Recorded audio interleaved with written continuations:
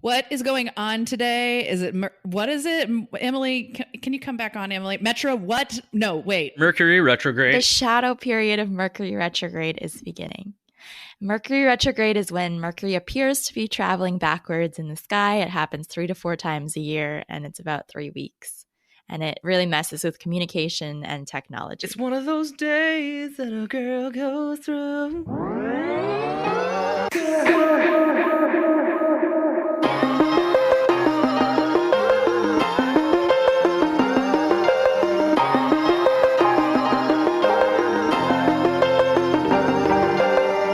Welcome to Take Me to Coffee. This is a mentorship podcast for the digital age, for the doers, the rule breakers, people who are building it from the ground up. From movie stars to blog writers to actors and skincare entrepreneurs. In this day and age, we have something to learn from everyone. So this is your weekly chance to get personal with people who've been down the road before you. And soak up a whole lot of inspiration from every corner of the internet. This is how you know we're actors. When you listen to other podcasts, like normal people, they just read their intro the same every time. And it's like fucking Shakespeare over here. It's like, what can I bring to it today? Sometimes I just open my mouth. I don't actually know what's going to come out. It just comes out. Sometimes? Pretty much every time I open my mouth, I don't know what's going to come out. There's not a lot going on up here.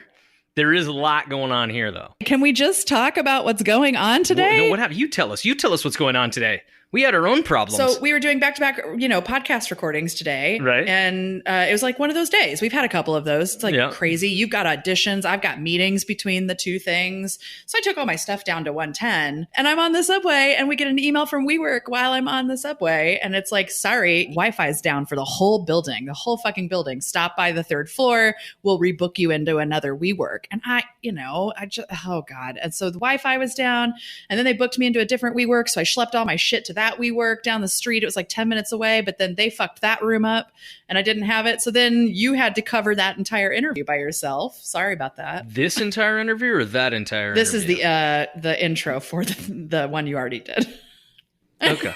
So this see, that's what I'm saying. It's that kind of day. Like nobody's thinking straight. It's crazy. It's late in the afternoon. I haven't had my 2nd or 3rd cup of coffee yet. Game on. I really hope that I don't have the same problem tomorrow because I'm flying to LA and I need not to have all of these technology problems tomorrow.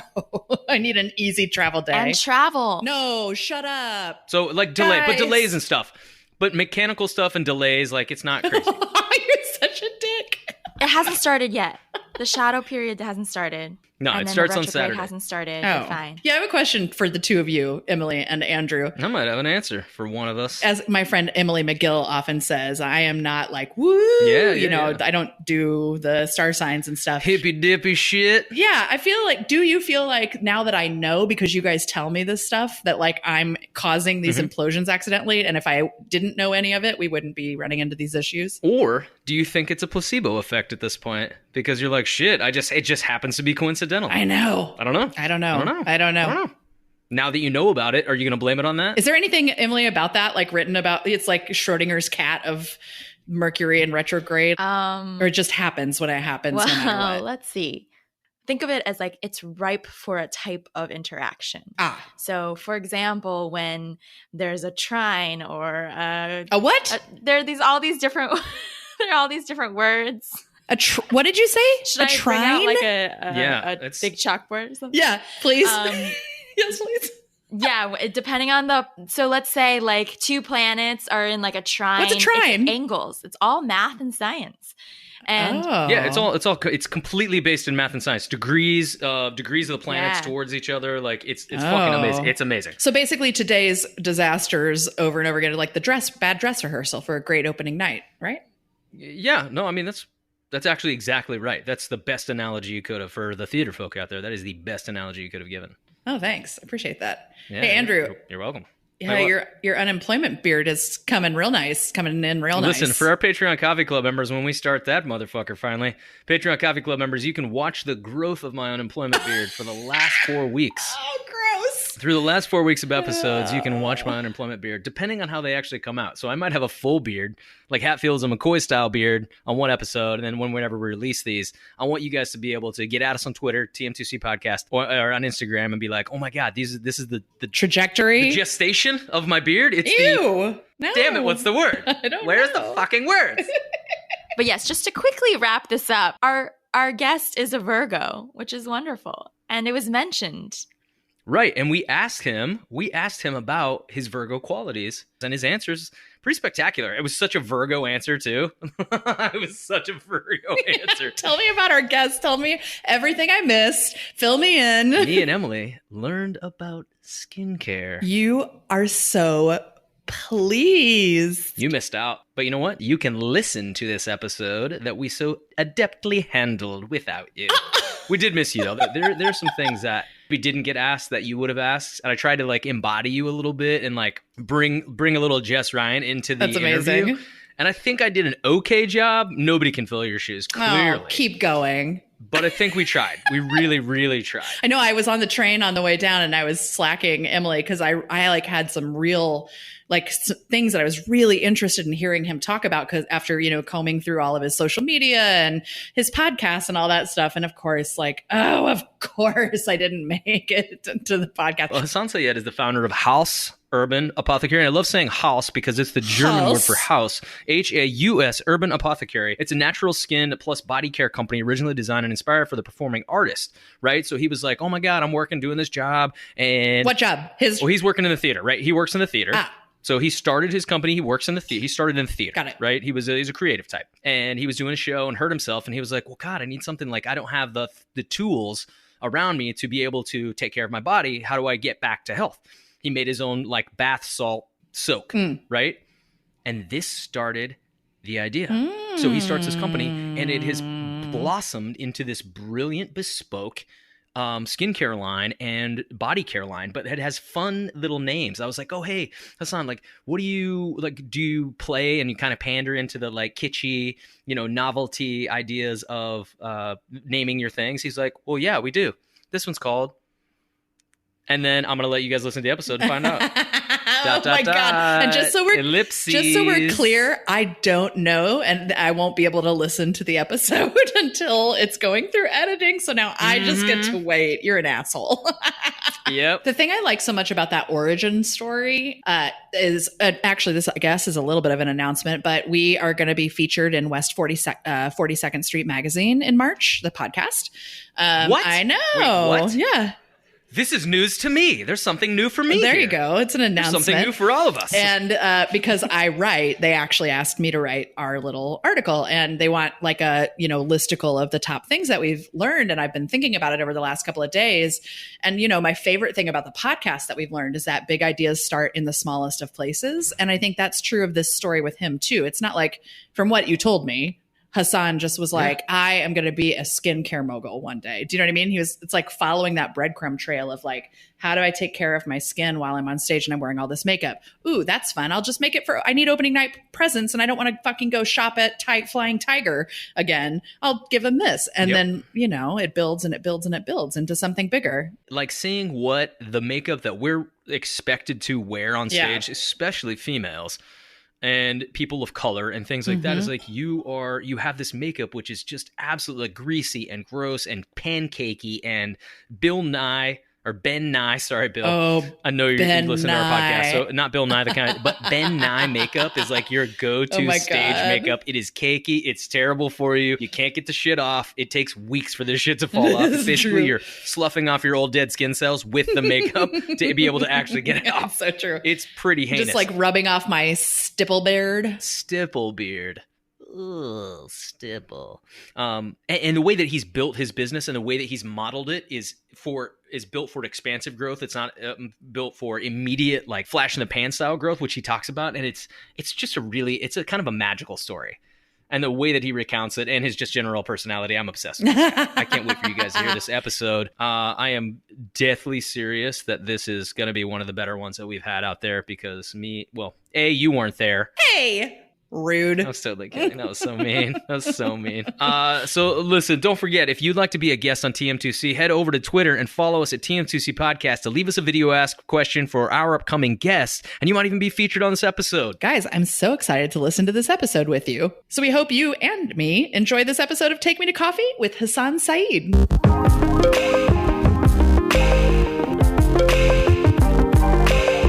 Speaking of beautiful things, look at how handsome you are. Good God. What's your morning routine? How do you wake up and look like that? I've got a perfect 3/4 shot. That's... Of course you do. Of course you do. It depends on the framing. I always tell people that I'm situationally fine, right? Like depending on the day or the situation, I'm a stunner. Some days though, it's not cute. Not cute at all. No. My whole kind of routine in terms of skincare, it's pretty minimal. And when I say minimal, I'm thinking in terms of category. Like I have friends who have 13 and 15-step routines. I personally feel like over manipulating the skin is the root of a lot of issues. So for me, it's a cleanser, a toner, a moisturizer, maybe a serum, and then a sunscreen. And that's it. Also, I brush my eyebrows because they get unruly. I mean, they look amazing. I might actually have to take that. I'm gonna take a couple of lessons today. You know what? I'm gonna have my own questions today. Yes, we're gonna have a lot of questions from our guests, but I'm gonna have my own questions today. So when I was actually talking about your morning routine, I was thinking like, because we're on Take Me to Coffee, and I love that cup, by the way. Can you just, like, for the rest of our people who can't visually see it, it says, what does it say? Go to hell. But it's in a Care Bear format, Care Bear font with rainbows and stars and hearts. Because that's how I live my life, you know? It's Iron Fist Velvet Glove. So what do you do? What kind of coffee are you drinking this morning? This is actually a Vietnamese pour-over coffee. I have recently, and I think we've said this on many of the, since our sustainability episode, we had a sustainability expert on here, single-use plastics, things like that, and I was a pod guy, right? And now we've gone to this, in our house, we had to go immediately after my wife heard the episode, she was like, we have to go get a pour-over coffee situation. We go get the pour-over coffee, and I'm the only one using it now because she's like, I can't do it. It's so much stuff. It's just too much. It's not convenient enough. I like the ritual of it, you know, like setting everything up, the slow pour. But this particular brand is actually a company called Copper Cow Coffee, and they do portable pour over. Copper Cow. So these are single use recyclable sachets. So you open them. So they come in like a little plastic outer thing, very thin plastic. I think it's a PET, and you rip it open. It looks like a tea bag, and then you set it. It has little arms. You set it on the outside of your mug, and then you pour the hot water over that, and then you dispose of the bag, and then you're good to go. How do we not know this? That's so crazy because we've had the sustainability expert on here, and she didn't really mention that, but now we know. Yeah, that's it. I travel with them. It's so convenient, and it's Vietnamese coffee too, so it comes with condensed milk and sugar if you're into that. I like mine black. Listen, I know how to shop. Clearly you do. I want to know a couple of things about your business. Like, what is it that you do for all of our listeners out there? I know we had the Instagram thing and the questions and stuff like that. Just introduce yourself a little bit and say, like, what is it that you do and how you got started a little bit? Yeah. So overall, I'm the founder of a natural skincare company called Haus Urban, which is originally designed to meet the needs of the professional performing artist. It's because everything that they wear for work is pretty terrible. It's oily, it's thick, you sweat through it, it's baked under by hot lights. And when your body is literally your business, that becomes a liability after a certain amount of time. You know, you're stuck in an 8-month contract where you're green, and then all hell starts to break loose. And I think you're referring to some of our witches out there in the wicked world. Yeah. But that's for anyone, though. Wig glue, the dusty, dirty theaters. And, you get a call in the middle of the day for an audition, and you got like a visitor on your nose, and you got to go in and tell this story, and you're not going to be able to focus. It takes you out of the moment. So for me, it was about how do we give these people who give us so much and give of themselves so frequently one less thing to worry about so they can show up as the best versions of themselves and also make a little more money. Oh, the truth. But also, I mean, it takes away the level of, worry, like you said, right? Like we've all been in that situation where you've got something on your face and you're like 15, you walk to school and you see the boy or the girl that you like and you're like, I'm terrible. It just fucks with your self-confidence, right? It's that mind-body connection, especially if you're actually in a contract, right? You've got to lock in and tell this story night after night. And what I found too is that most people who are professionals, let's say they're doing an 8-show week, they're going in, they're doing their gig. They're usually so exhausted by the time they leave.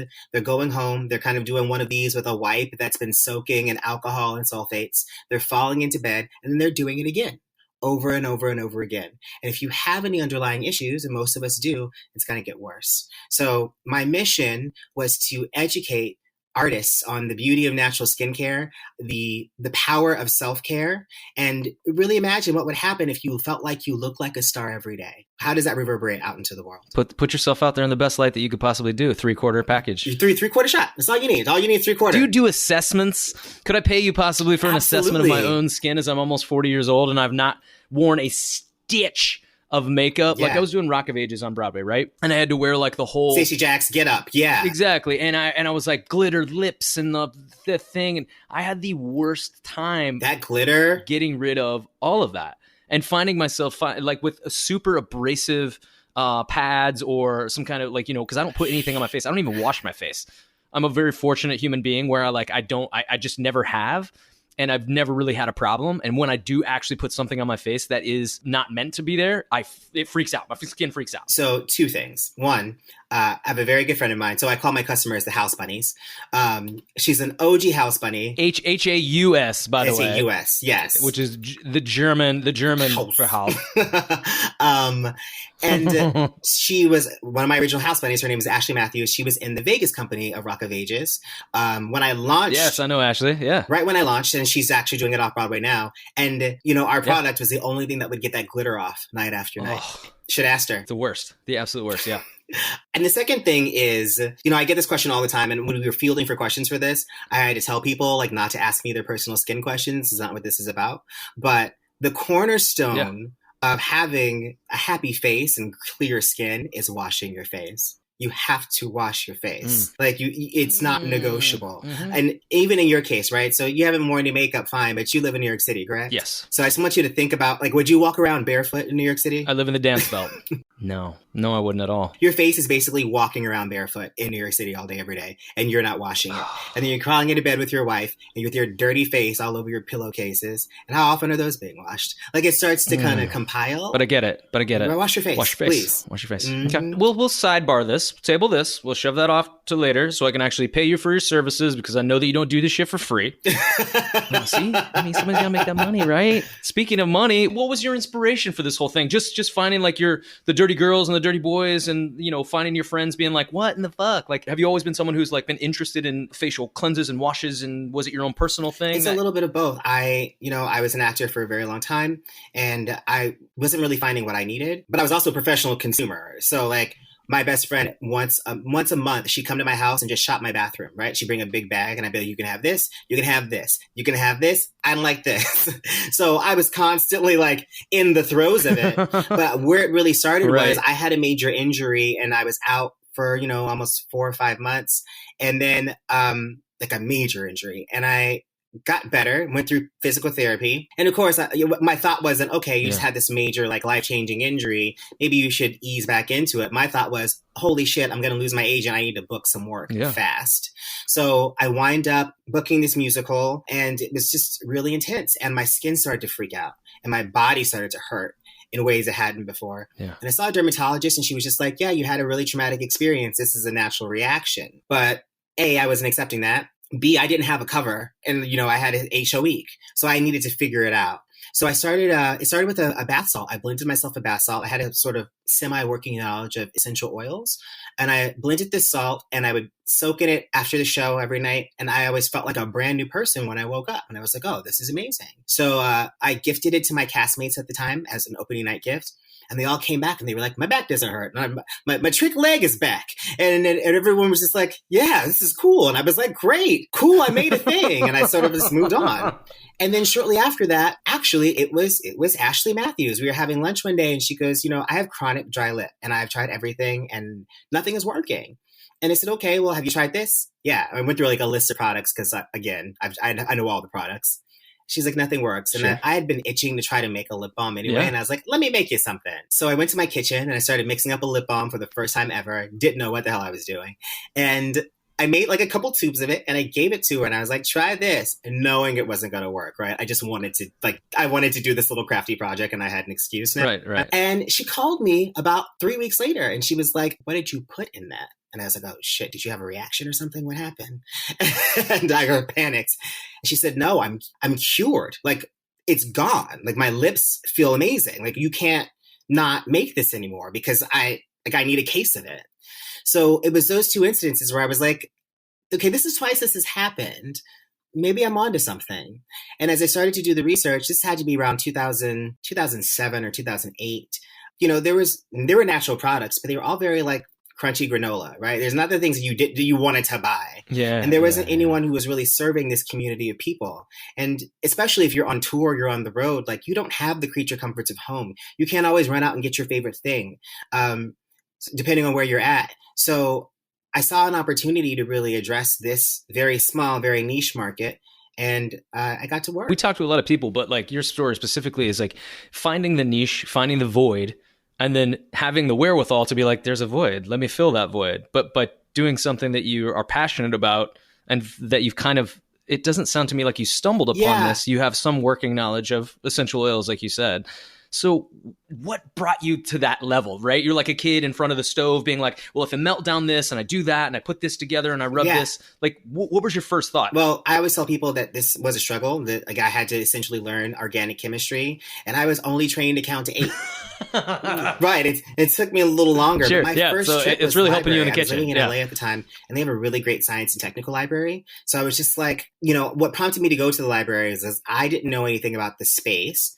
So I was like, I'm going to start a cosmetics company. What do? You hire a consultant. So I reached out to this consultant who ran like a beauty think tank, and I sent her over my idea. She's like, let me send you over a proposal for what we can do. She sends me this proposal, and it's $200,000. I mean, are we talking start to finish? Did she just write you an entire deck, like a full proposal? It was a proposal of here's what we can do for you. And it essentially came down to, we'll make sure your formulas work and we'll help you name them. Okay. Yeah. Right. So I open that email, I read it, I look over, my library card's sitting on the desk, and I was like, guess we're going to the library, son.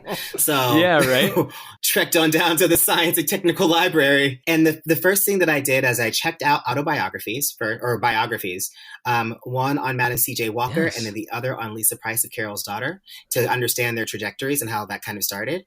And then I started looking at checking out books around aromatherapy, essential oils, natural products, and blending in your home, right, with minimal preservatives. So that's where I started. And I started with some recipes that were available there. And then I started to try to build on that knowledge and customize things from there. And then it's just sort of continued to build as I tested things out. Fascinating. So, okay, and I can imagine that you've got like beakers and things like that, or was it just like pots and pans? Literally pots and pans. You know, and like pots, mixing bowls pans, and things cups. that you kind of reallocated for. Yeah. Oh my God. Yeah, I had like specific like cosmetic mixing bowls and Tupperware, and I still do. I've got some glass beakers now. Like I've upgraded a little bit, but you know, like I use a stand-up KitchenAid to blend our body butter. Of course you do. It's like it's the perfect amount of width. Oh, it's so brilliant. Like, but you have to be, especially as a new business owner or founder, you have to be able to like take those things that you have around your house and reallocate them into a unitasker of some sort to be able to like, I can bake a cake, but I can also make a fucking delicious body butter. I filled my very first bottles with a turkey baster. God damn you for being so ingenious. God damn you. You know what? Now that we've talked about the science of it a little bit, I want to go to like our first question here. Yeah. Let me just go for it. Ring the bell. We got a bunch of questions written in on Instagram and Twitter. So this week we're reading them. Your first question comes from @MoMusic14.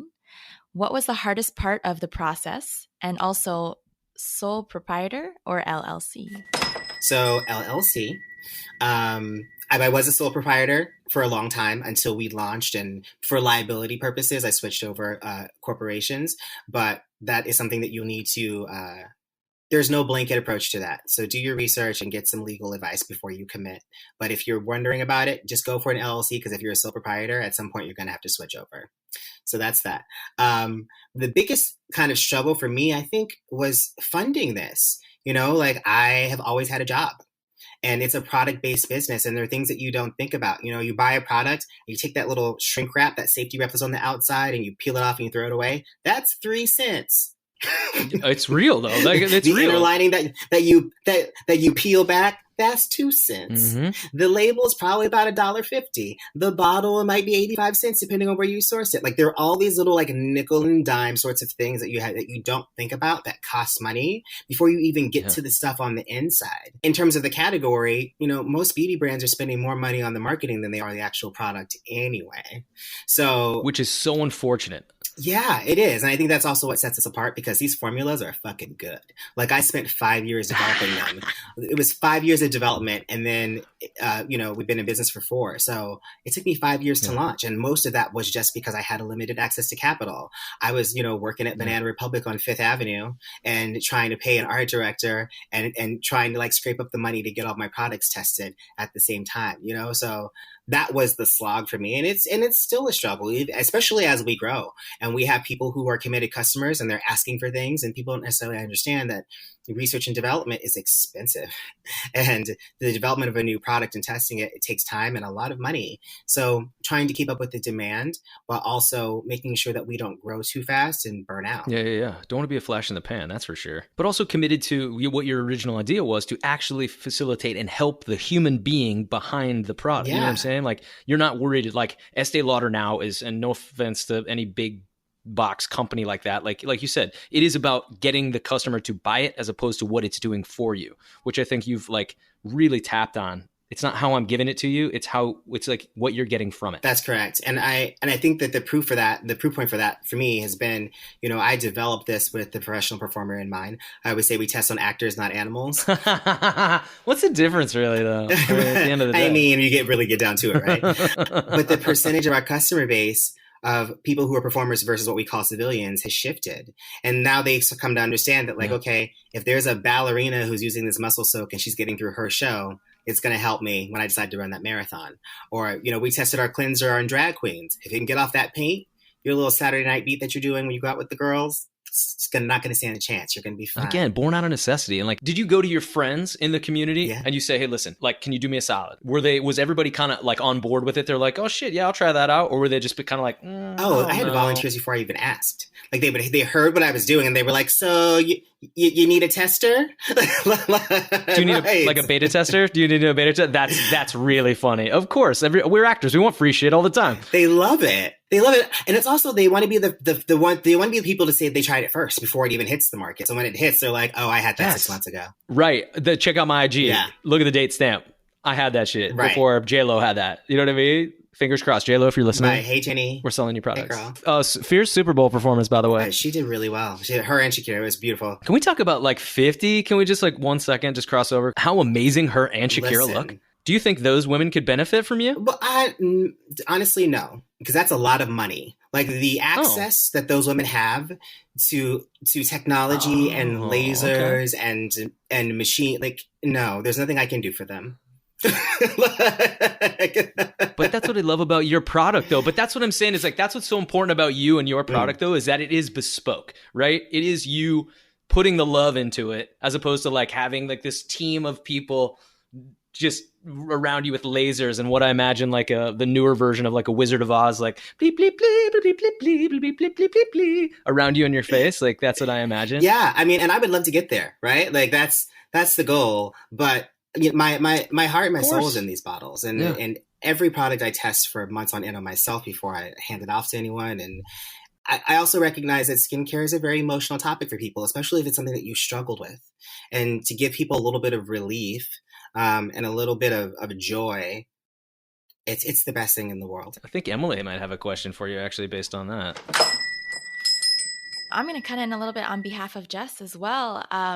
Something that, you know, we've all noticed from watching some of your IGTV and just following some of your social and your content as well, it all feels very personal. It feels like, of course, like a human journey, not just another marketing brand scheme campaign.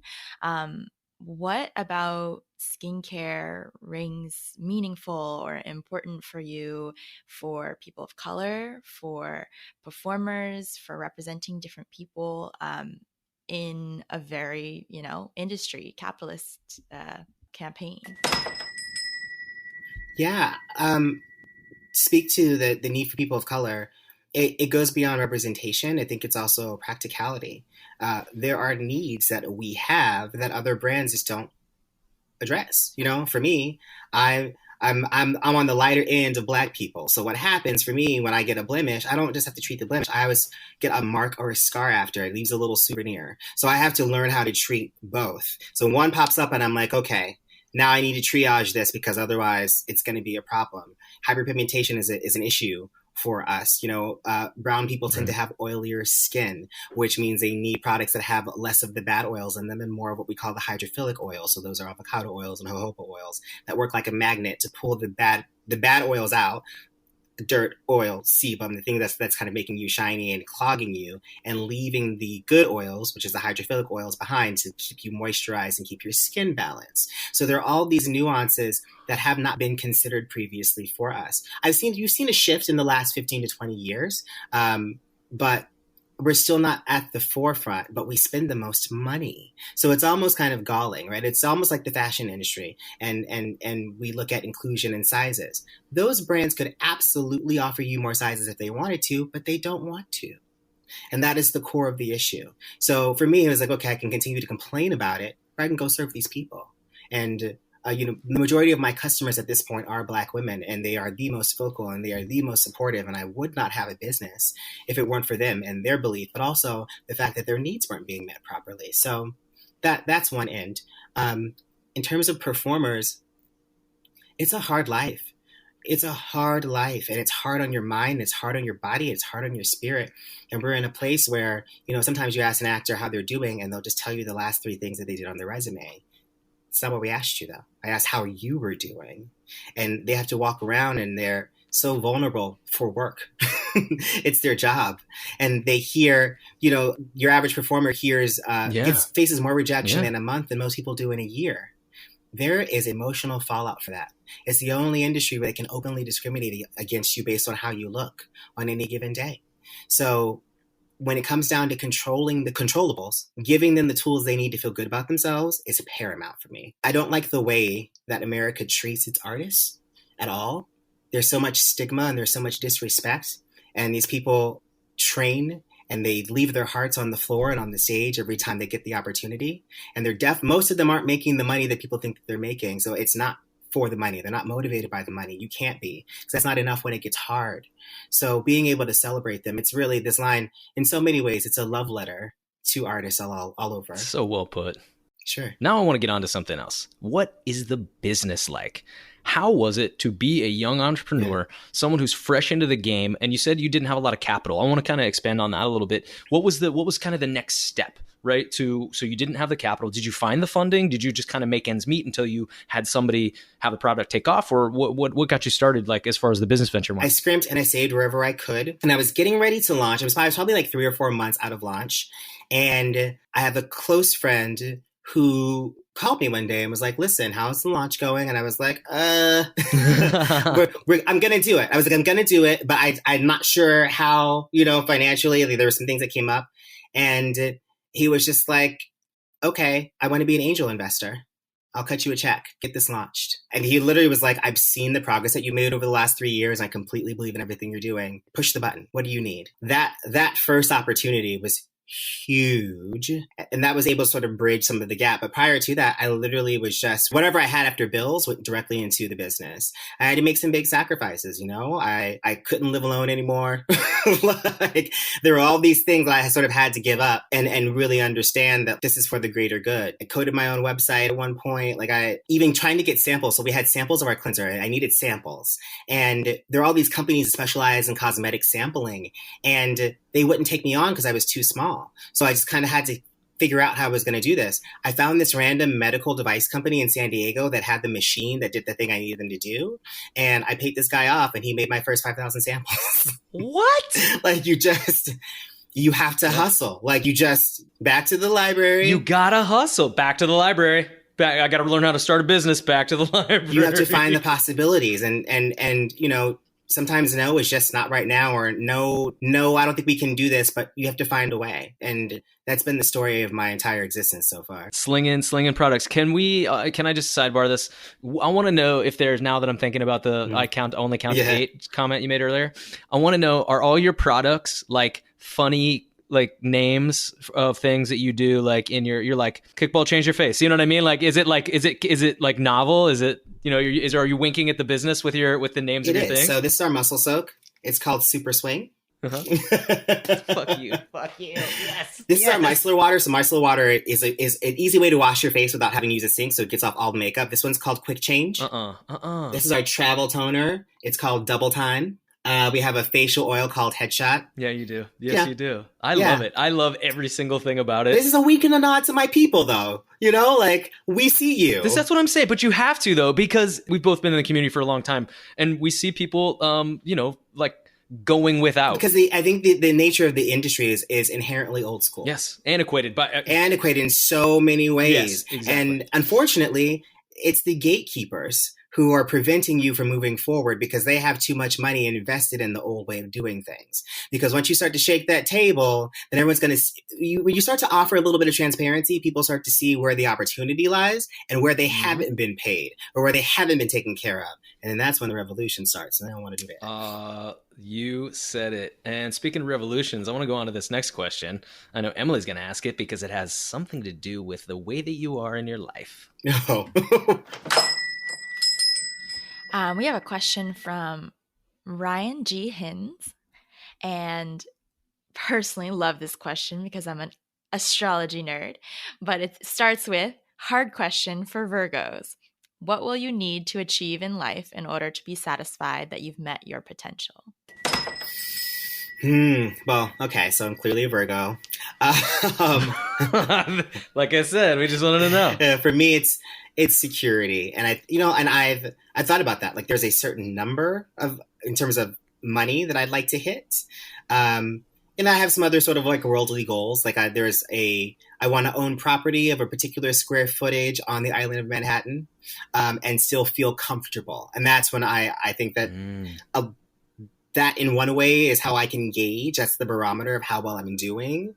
But also, I always think about my legacy. Like, what are people going to say when you're gone? You know, who's going to speak at your funeral? What's it going to be like? What's the vibe? And are they going to say nice things? Right. Well, are they going to say nice things? Yes, they're going to, because I have advanced directives. So I know who to allow to speak and who's going to be on that board and who isn't. I'm sorry. That's such a Virgo thing. That's such a Virgo thing. I'm the person, I would have a dress rehearsal for my funeral if people weren't so creeped out by it. I mean, you've already got a stage manager hired, don't you? I mean, you got a funeral. No, we're doing a stage manager. I don't have a funeral director, nothing like that. It's so morbid, but just, I feel like it's I might leave a video message to be played. Like, I'll give my own eulogy. How about that? Just play it. Yeah, that sounds right. I did this. Right. Watch me.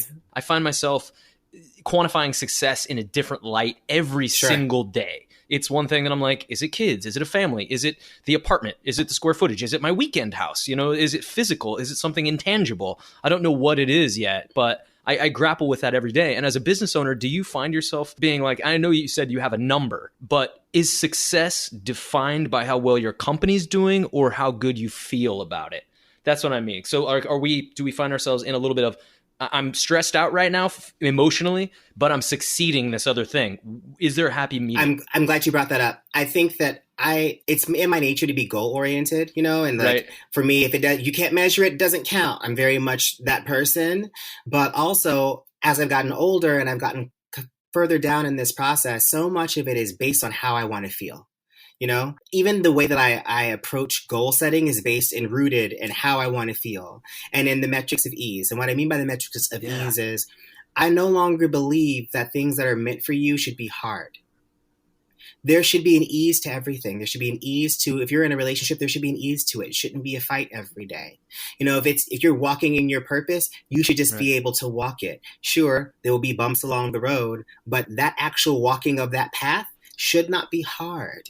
So for me, it really comes down to how I'm feeling. There are days in the business where we've definitely been in the red and everything's been a mess. And there have been days where I've considered shutting it down. And I'm having a conversation with myself of, if I needed to shut this down because it's going so badly, what are the first steps I have to take? And every time I have those thoughts, every time my phone will ding and I'll have a new order. Or someone will send me a tweet with their photos or their before and after. It just happened the other day where I had randomly shot off this tweet. Here's the background. I bought a candle on accident. It was a really expensive candle. And it was one of those things where I was in a really expensive store that I like a lot. And I was looking at one thing that was like ridiculously expensive. And I was like, oh, no way, just give me the candle. And I thought the candle was one price and it wound up being another, but it was too late, and it was like, ugh, I'm stuck. I got to buy it. The old bait and switch candle salesman got you? Yeah. And they were like, it's going to be $98. And I was like, okay. Excuse me, but I love it. Here's my card. I mean, the card's already out. Right. I guess the card's already out. So I can't. What? I get it home and I'm like, fuck, man, what did you do? So then I don't even open it, right? Because I'm like, maybe you can return it. Like maybe, okay. I'm trying to triage this really bad financial decision that I've just made. So eventually I'm like, the damage is done. It's been a week and a half. I open it, right? So I open the candle and I light it and I'm like, oh, this is a good ass candle though. All right, it might be worth $98. Okay, cool. So I'm sitting there and I'm looking around my bedroom and like I spent a lot of time kind of making it into a sanctuary. So I sent this tweet about how you should invest in your bedroom, light a candle, get some bed sheets, whatever. It was just, very stream of consciousness, whatever. I send the tweet. The tweet goes viral, blows up. My phone dies. It's crazy. And the other day, someone actually took that tweet thread and visualized it. He sketched it out with all the tips that I had laid out, and he sent it to me. And I thought, okay, first of all, this is the coolest thing to happen all in 2020, but also you can't pay for this kind of impact.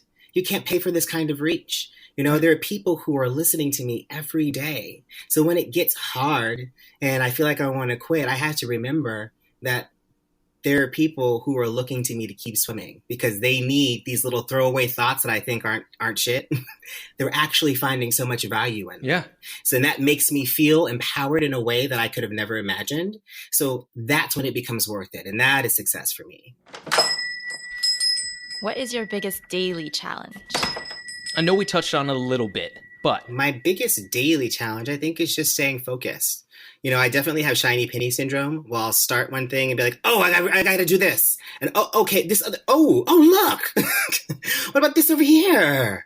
So it's staying focused. And I think that the benefit of having to run my business and work a day job for so long was that I only had so many hours in the day. So I had to dedicate several hours to work. Yeah. And I don't know if I got into this earlier, but, in addition to being a founder, I'm an advertising executive and I'm also a content creator. And in my ad world life, I work with really big brands and they demand a lot. So sometimes it's a 10 or 12 hour day and then I'll come home and I got another 4 or 5 hours of work to do. So when I actually have some free time, it's like, okay, how do I prioritize what needs to happen first, or what is the most immediate need? Usually it requires some manual labor. So it's like, I look at my inventory and I'm like, I got to go make some stuff. Like, let's start there. Oh boy, here we go. We're out of body butter. Right. But yes, I got to go turn right. the Let me go on. pull out my blender and put on my apron. Put on my apron and my bonnet. Wait, do you have an apron that is specifically for body butter or just like your work apron? I have a production apron. Yeah, it's Haus Urban teal. Yeah, of course it is. Yeah, because I mean, what would Tiffany be without Tiffany blue? Right? Haus Urban teal. It's the way to go. I put on my apron, I put on my hairnet and my latex gloves, and I get busy. I throw on some Kpop. Gets me motivated. Okay. That's my secret weapon is I listen. Anytime I need to have music on in the background, but I need to focus, I put on K-pop because I don't know what they're saying. So I don't get distracted by the lyrics. So I can listen to K-pop and type all the time, but and the melodies are great and I can kind of hum along, but sometimes you'll be listening to something, you'll be typing and then that lyric ends up in the thing that you're typing because it sneaks in from the other side of your brain. Yeah. None of that with K-pop. You just get these really tight harmonies and some nice beats. And keep it moving. Do you find yourself knowing a little more Korean when you're outside? You find yourself being like, I'm able to understand and or chat? Sometimes I've learned I can ear hustle a little bit sometimes. All of my favorite junk food are are Asian snacks. So I spend a lot of time at the Asian supermarket buying all the carbs and the sugar. So like I'll hear things. Well, what kind of influence does that have on your actual scientific method? Like what do you get influence from everywhere? Or are you constantly just like, oh, well, everything. Music, fashion, theater, but particularly South Korea. I mean, South Korea is it is the next phase of beauty. They're about 5 to 7 years ahead of us in terms of formulations and ingredients. So a lot of the trends that you see now were already in South Korea 3 or 4 years ago. So I look to the Asian beauty market for inspiration all the time. Most of the products that I use that are not my own are Korean. That is fascinating. Okay. Let's talk about that for a second. Yeah, sure. You've been in the marketing industry for like a decade, right? Mm-hmm. You've been doing these things for like 10 years. Do you see things from your other inspirations? Do you see like marketing tools that you could use for your own thing? Or how is like Kpop influenced or South Korea kind of influenced your work that you're doing on your brand? For one, we talk about the K-pop industry visually. I get so much inspiration from the music videos and the commercials that they make. There are a couple brands that I'm always just like, this is dumb. Also, in terms of packaging too, they are sure they have streaming, but also they're still very big about the physical music buying experience. So the packaging that a lot of the K-pop bands have is phenomenal. So the way that they photograph, the way that they light, the way that they do post-production, the actual use of paper products and paper goods, the way they package things, I'm constantly in awe. So I'm always kind of buying things, buying imports, seeing how they package these things up, so I can figure out how I could translate that into my own personal unboxing experience or other sort of design points of views that maybe I hadn't seen yet. Yeah, and there's a lot of independent brands there too, which is great. So you have a lot of big players. You also have a lot of small players who are getting just as much traction. And that's not necessarily the same thing in the States. We're getting a lot more independent players. But once you get like 5 to 7% of the market share in America as an independent brand, one of the big guys wants to come and gobble you up because they don't want the competition. Right. So you see all the purchases by Estee Lauder and Procter & Gamble on relatively new brands pretty quickly because they're trying to eliminate a threat. Whereas in Korea, they have a little more room to breathe and they can really build those brands before they sell off to a bigger company. Okay, so I've got a question. If Estee Lauder or Procter & Gamble was to come to you and say, hey, listen, I want to make this thing a thing, would you? So we have an exit strategy, and I never say never, and I never say no. What I will say is I have a number, because everyone has a number. There's a number that you can offer me today, and if you hit that number, you can have all this shit. Take it. They're not going to offer me that number. You got not today. Well, listen, I mean, you never know, man. Not today. You never know. You really never know. I also feel like we have a lot more work to do, and that there are things that I have and milestones that I have for the brand that I want to build before I even entertain anything of that nature. So I'm open to having the conversation down the road. But as of right now, we still have a lot more work to do. So let me ask you this. If you had, if somebody gave you that number, what is the one thing that you would transition to immediately? Is there another thing in the back of your mind where like, I got another thing? I have my next 2 businesses lined up already. Oh my God. Of course you do. I have my next 2 concepts ready to go. Is it in the cosmetics and is it in the cosmetics industry or is it? It's adjacent. Is it a completely different thing? But different. Listen, you don't have to say it on here. I just want to know because I know a lot of creative people are like, oh my God, I got this idea and then that created this idea and that idea and that idea. And now you've got like so many buckets to fill. You're like, I'm trying to be like my hero. I have so many heroes. One of them is a lady by the name of Marcia Kilgore. And Marcia, she started as a personal trainer in New York City in the 90s. And then she wound up opening Bliss Spa, which turned into Bliss product line. And then she created a shoe called the Fit Flop. Remember that? Fit Flop? Yeah, it's like a wedge sneaker that works out your calves and your legs. Oh, with it rolls. Like you're on you're walking in sand. That was her. And then she started another company called Soap and Glory, which is a bath and body line. And then she started another cosmetics company called Beauty Pie. Like that's who I want to be when I grow up. Like she just sort of moves from space to space and she has these concepts. She executes, she gives people what she wants and she moves on. Listen, I want to move on to our last question right here because we got to wrap this thing up as much as I want to talk to you all fucking day. And that's the dead truth. I get to sit here and bullshit with you all day about this because you're fascinating to me. What is something people don't immediately understand about you? I think that I'm telling on myself here. I think that people don't understand that I want them to win. So sometimes when they bring me things or they pitch things to me, my instinct is to poke holes in it. I'm immediately very critical. And I think people internalize that the wrong way. I'm critical because I'm asking the questions that the person in the meeting that you want is going to ask. I'm critical because I don't want you looking stupid out here. I'm critical because I want to make sure that you've thought through all of this before you jump out the window. And I want to save people from some of the mistakes that I've made. So people tell me all the time, they'll call me and be like, I have an idea. And the first thing I'll say to them is, people have ideas every day. I don't want to hear your idea. I want to see your plan for said idea. Keep your idea. How do you execute? Yeah. So it's that thing. But I think that's where I get a little misunderstood, but it's really coming from a place of, no, I want you to be battle tested and ready because you're going to get knocked down. And I want you to have an understanding of your why you're doing this. I want you to make sure that you have a belief in the thing that you're selling. And I want to believe in it as well. But I can't believe in it until you're actually ready and you've thought through this. So I think that would probably be the thing that's, iron fist, velvet glove. Again, like it's all from a place of love. But I want to make sure that you understand that the world doesn't care. You need to be show ready when you show up. Show ready. Everything comes back to the creative arts. I'm in love with you. My wife, same. She might disagree, but you know what? Like, I'm here for you. This has been absolutely phenomenal. Thank you so much for coming on here and sharing your wisdom with us, from the business to the creative to your quippy fucking one-liners of genius. Like, you are every single thing that we wanted today and needed. So we really, really, really appreciate it. Yeah. Thank you. Thank you for having me. You guys are doing such great work. And I also just want to say that I know you've touched on this previously, but I feel like this podcast is really, I was so happy to come on because the ethos is something that I support, in that, your mentors are all over the place, right? You don't necessarily have to meet them. It doesn't have to be a formal mentor relationship. And I think that you're providing a really wonderful platform for that. So we're grateful for you. Thank you. That's what we got. Yo, Hassan, where can we find you on social? If you want people to see you, where can we find you?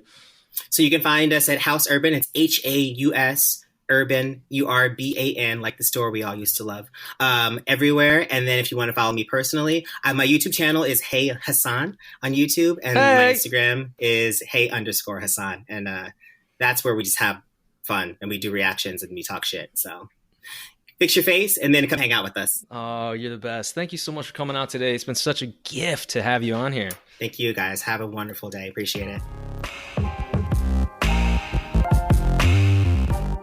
Oh my God, Emily, how ridiculous was that? I know we were just talking about this kind of on our break here, but how many more questions did you have for him about skincare?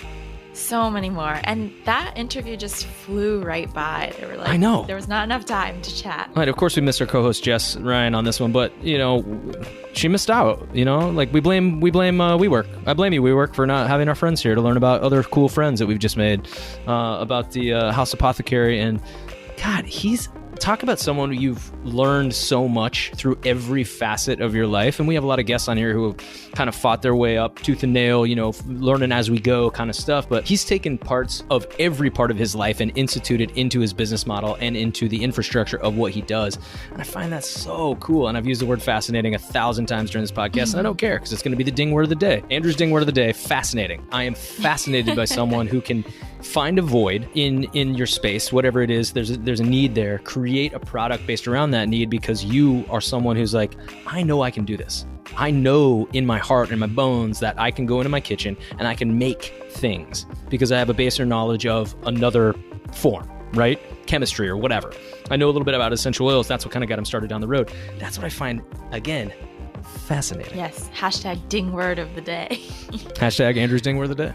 Absolutely. And I've had some conversations with friends recently about sometimes we personally have these own social construction values on some jobs and some positions. This is my day job. I don't care about it or whatever, or it's just, a side hustle on my way to something else. But you can learn from every single part of that and right. Apply it to whatever it is that you do end up moving towards. I love that idea, and I love that he touched on that as well. It's phenomenal to me too that he comes from a marketing, he created his own kind of brand in the marketing world and created this thing where he was, poking holes in people's theories, but not in a way that was negative. It's definitely for growing purposes, and I like that pragmatic approach to everything. People are just so thin-skinned these days. You're like, oh, you got an idea. Now I'm going to go, somebody tells you that it's not good. It's not that it's not good. It could be better. They're trying to make you better. And I love that he's like a big pragmatist when it comes to that kind of thing. Like that was kind of eye-opening to me as well. And like how he discussed how it was like big box marketing is about the marketing and not the product anymore. Larger companies and things like that. I found that highly interesting as well. The way when he discussed, it's you're grasping at something, but you're losing sight of your product. And I think that like he did a really good job of really staying true to what he's doing and who it's geared for, and like the slow growth of the company. Hassan had a great mindset on how to curate and have that culminate in something that he's going to sell eventually, and or his company's just going to blow up because he's doing it the correct way. Very cool. Just so much to learn from him. And if you want to continue to follow him and learn more about Haus Urban, you can follow them on Twitter. That's at HAUS Urban, URBAN.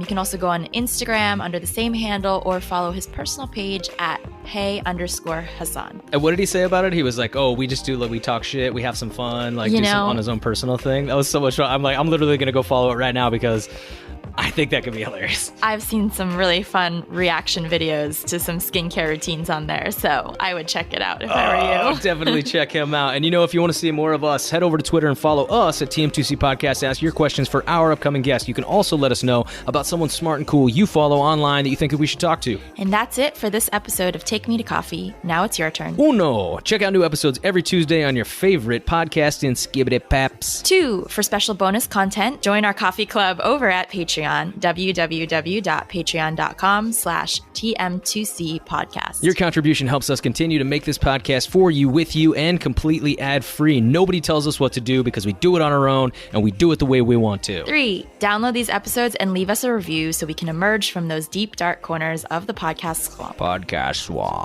I'm Emily. I'm Andrew. And we'll see you next week.